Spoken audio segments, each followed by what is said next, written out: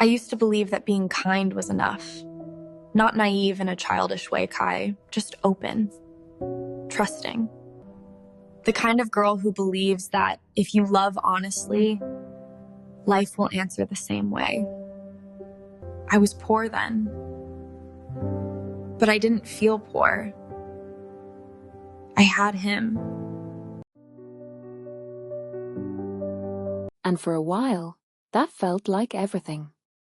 He was rich, confident, used to getting what he wanted. He didn't fall in love slowly.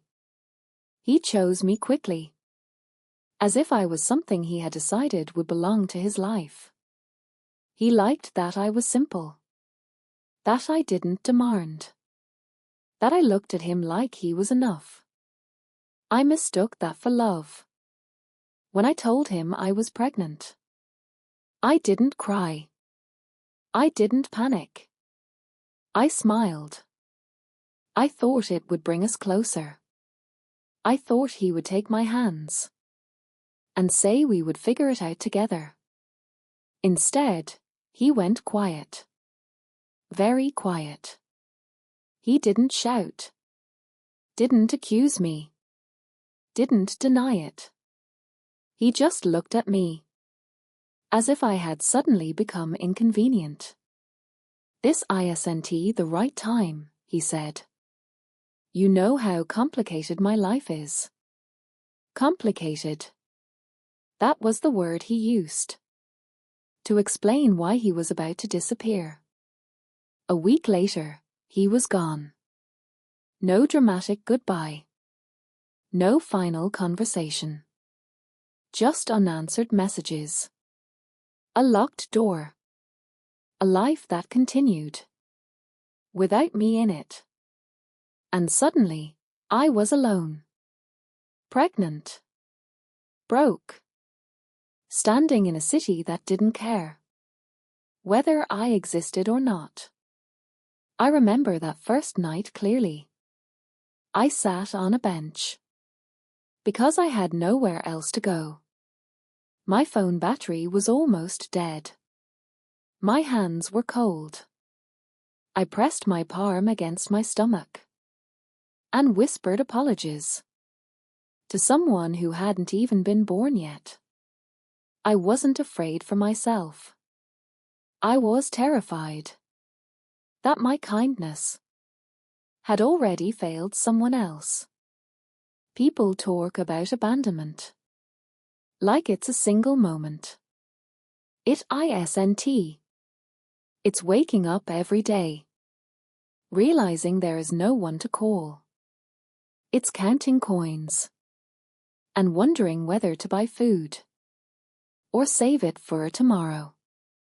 It's realizing that love doesn't always leave you gently. Sometimes it just lets you fall. I slept where I could. Stayed where I was allowed, briefly. I learned how invisible a pregnant woman can be when she has no money. How quickly people look away. How kindness disappears when it becomes inconvenient. And yet, in the middle of all that, something strange happened. I didn't hate him. I hated myself for believing that love would protect me from reality. But I didn't become cruel. I didn't become bitter. I became quiet. And inside that quiet, something hardened. Not my heart. My resolve. I promised myself one thing. My child would never beg for love from someone who once had the chance to stay. And I would never again confuse comfort with loyalty. That was the night I stopped being a girl he could leave behind and became a woman who would survive, even if no one came back for her. Pregnancy is supposed to be a time when someone asks you if you've eaten, if you're tired, if you're okay. For me, It was the time when I learned how long a night can be when you don't know where you'll sleep. I didn't tell anyone at first, not because I was ashamed, but because I didn't want pity. Pity feels too close to abandonment, like someone already expects you to fail. I moved from place to place. Sometimes a couch, sometimes a chair, sometimes just staying awake until morning, because it felt safer than closing my eyes. I learned how to rest without lying down. My body was changing. My life wasn't allowed to. I worked where they didn't ask questions. Cleaned. Sorted. Carried. Jobs where you disappear behind the task. I smiled when my back hurt. I said I'm fine when I wasn't. Because being pregnant and weak was a luxury I couldn't afford. There were days when I ate once. Slowly. Carefully. Not because there wasn't food, but because I didn't know when the next chance would come. I talked to my child then. Not out loud. Inside. I told them stories about a future I didn't yet believe in, but needed to describe, so it wouldn't disappear. The night my contractions started, I was alone. No dramatic rush. No panicked calls. Just pain. And a sudden, terrifying clarity. No one was coming. And still, I went. I walked to the hospital, holding my stomach, breathing through waves of pain, telling myself one thing over and over. You will not break here. Giving birth changes you. Not because of the pain, but because something in you decides. That fear no longer gets to lead. When they placed my child on my chest, everything else became quieter. The hunger, the cold, the memories of him. I looked at that small face and understood something that scared me more than loneliness ever had. I mattered now, in a way that had nothing to do with being loved. The first months were the hardest. No sleep. No help. No safety net. I learned how to hold a baby with one arm and count money with the other. I learned how to cry silently so I wouldn't wake them. I learned how to smile at strangers while carrying the weight of a future I hadn't built yet. There were moments I almost broke. Standing in a store, choosing between diapers and food, holding my child at night, wondering if love alone would be enough. And every time I thought of him, not with anger, with something colder. The knowledge that I would never let my child learn what abandonment feels like from their own parent. I didn't become strong overnight. Strength came in pieces, in small decisions. In mornings I didn't quit. In nights I survived. I stopped waiting for rescue. I stopped asking why. And I started asking only one question. What can I do next?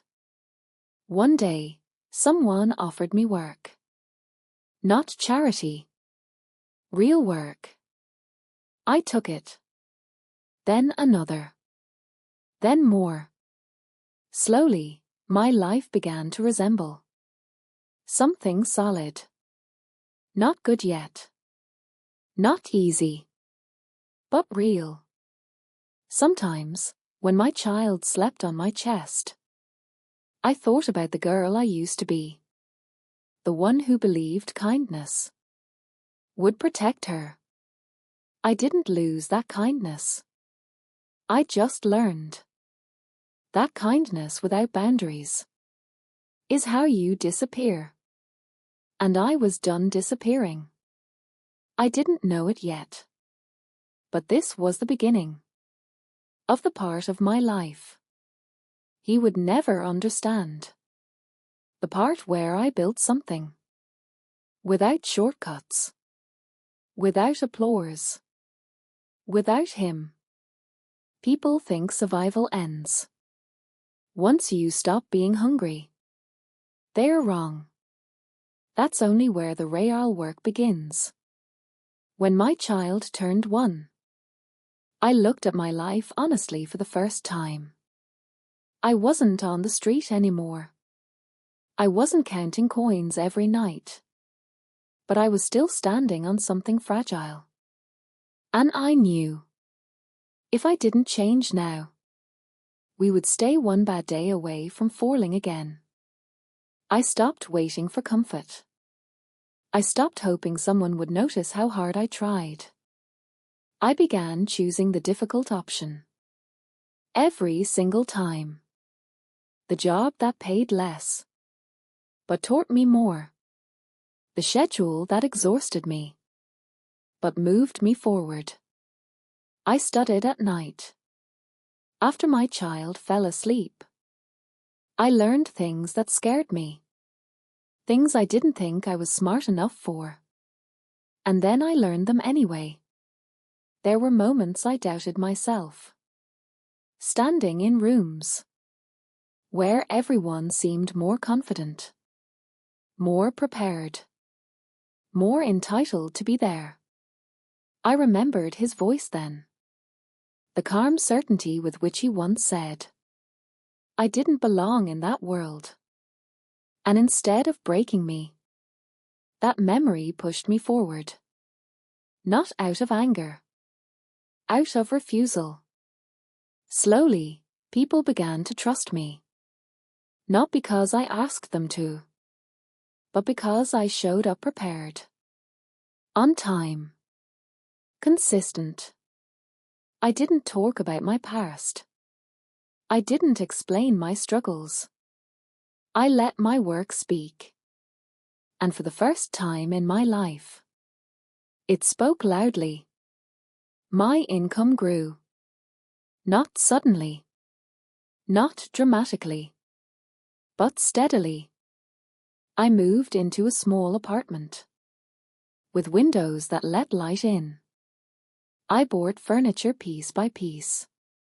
A table first, then a bed, then a shelf for books I actually read. Every object felt earned. The biggest change wasn't money. It was how I saw myself.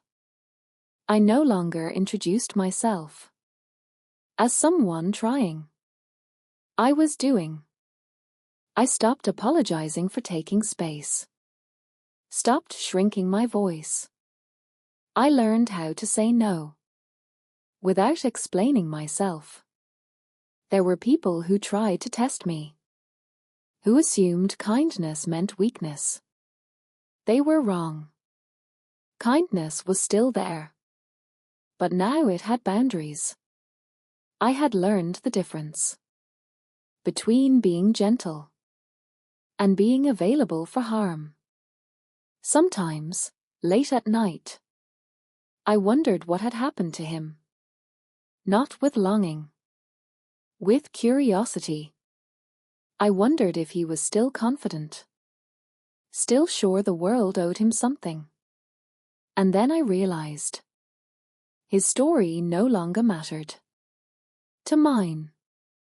One evening, as I tucked my child into bed, they asked me a simple question. Mom, are we okay? I didn't hesitate. Yes, I said. We are.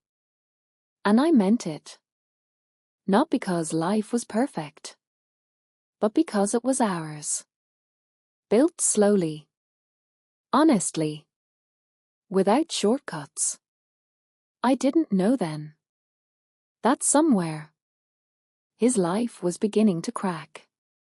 That the same confidence that once protected him was becoming his weakness. All I knew was this. I had stopped surviving. I had started living.